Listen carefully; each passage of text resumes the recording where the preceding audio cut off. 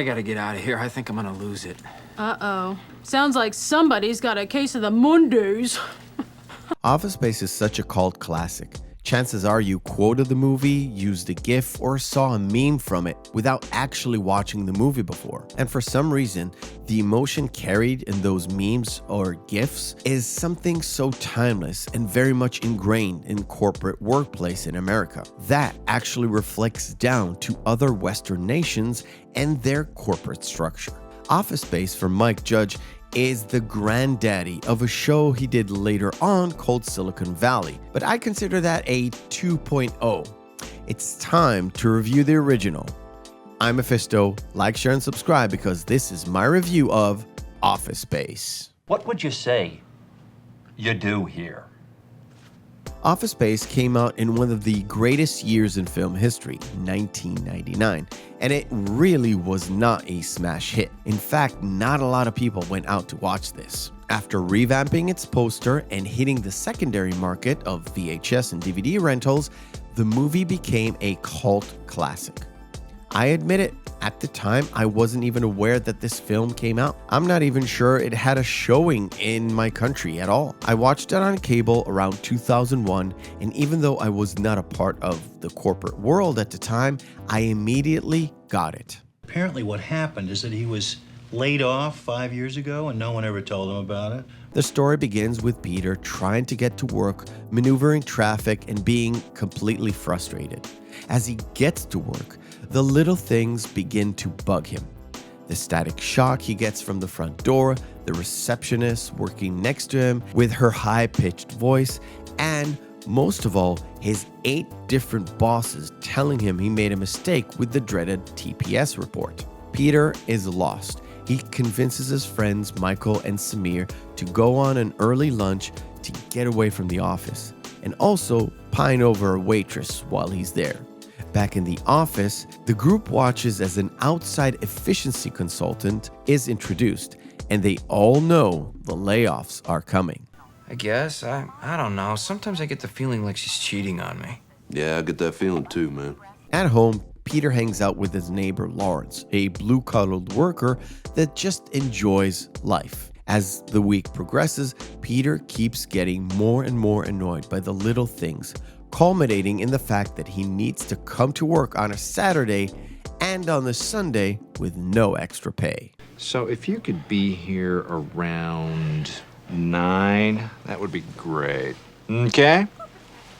Peter is dragged to a hypnotherapist by his girlfriend. The therapist manages to put him under a trance before collapsing onto the floor, which oddly enough opens up Peter's inner self, filling him with the confidence he needs. He purposefully doesn't go to work on the weekend. He doesn't answer his girlfriend, who he doesn't really like, and he decides to ask out the waitress Joanna on a date. When he does show up for work, he is just there, but not doing anything, and it seems like his boss can't do anything with him or to him. He even manages to impress the 2 Bobs, who are in charge of who gets fired or gets promoted. It is from them Peter realizes that his 2 best friends are about to lose their jobs. Good luck with your layoffs, all right? I hope your firings go really well. Excellent. Great. Wow. To combat this, they come up with a plan to steal money from the company via a computer virus that works so well it steals too much money. In order to keep his friends out of jail, Peter decides to come clean in order to let the chips fall where they may, only to discover that the company went out in flames the next morning. This movie was Mike Judge's first live-action directorial debut, and like I said at the beginning, it really didn't do so well. Reportedly, Judge wasn't happy with how the movie was promoted. He hated the original poster, which was just a man covered in yellow post-its. He said it reminded him like a Big Bird from Sesame Street. Once the movie was released in the secondary market, they added Milton peeking out behind him on the rental covers. Judge was also not happy with the ending, having to change it from the original version where Peter was getting caught and going to jail into the sort of happy ending that we got. So I might be going away for a while. Yeah, I know, man. It's a bummer, dude. What can I say? To me, the character of Peter was the least interesting thing about this movie. It was all down to the side characters. The two friends, Michael Bolton, yes, not that Michael Bolton, and Samir have much more interesting backgrounds and parts in the story. And there is no paper jam. I swear to God, one of these days, I just kick this piece of shit out the window. You and me both, man. I enjoyed the humor that the two Bobs bring to the table. Of course, John C. McGinley, who's great in anything he does, and I love to see him in this role. Even Bill Lumbergh's character, played by Gary Cole, was just great. He is that perfect type of boss that does nothing, gets paid a lot, runs around and pesters everybody. He is a great villain and a great foil for Peter. Here, let me just go ahead and get that from you. Great. It is commendable that he keeps his composure and even keel throughout the movie. A testament to that is Gary Cole objecting to a now deleted scene that shows Bill screaming and shouting after his Porsche is getting towed and the bumper came off. The Porsche being destroyed stayed in, however, the screaming Bill was cut away in order to keep him at the same level throughout the film. Peter! What's happening? Could you give me those TPS reports ASAP? Okay?